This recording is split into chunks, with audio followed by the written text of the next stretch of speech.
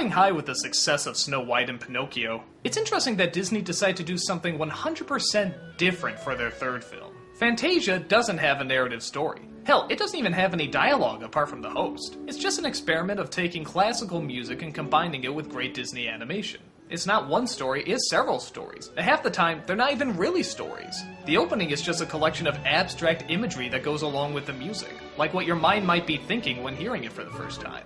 And I friggin' love it. It's not just one of my favorite Disney films, it's one of my favorite films, period.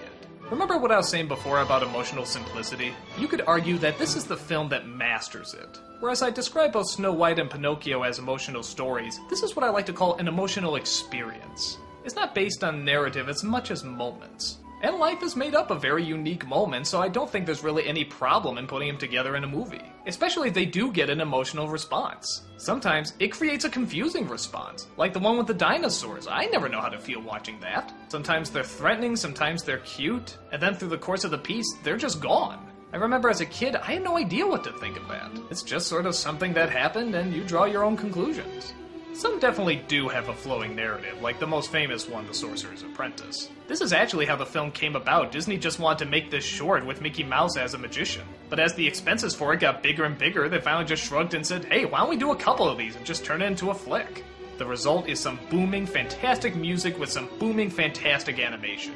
I think sometimes just the falling of leaves can be so much more powerful than the emotional conflict that a character is going through.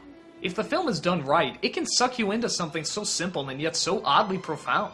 And Disney animators were great at that. They could find the ballet, the movement, the music, anything that was poetic in, well, really anything.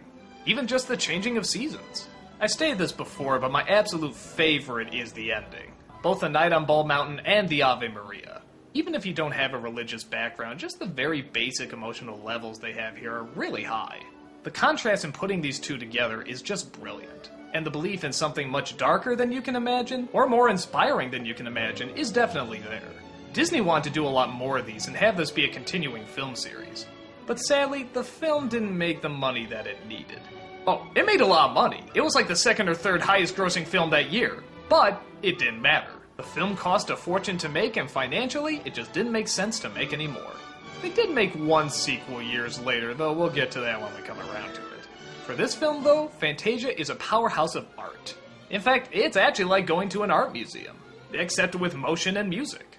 As you can imagine, though, it's not as geared for kids as the other Disney flicks. There's nothing really troubling or bad about it that kids can't watch. I remember watching Bald Mountain Find when I was younger. But with the exception of maybe Sorcerer's Apprentice, there's nothing here that's immediately geared towards them. This was the animated Disney film almost strictly for adults. And while kids could watch it, it wasn't exactly their film. It was more for the grown-ups, and those who love it really love it. And it still continues to be one of my faves.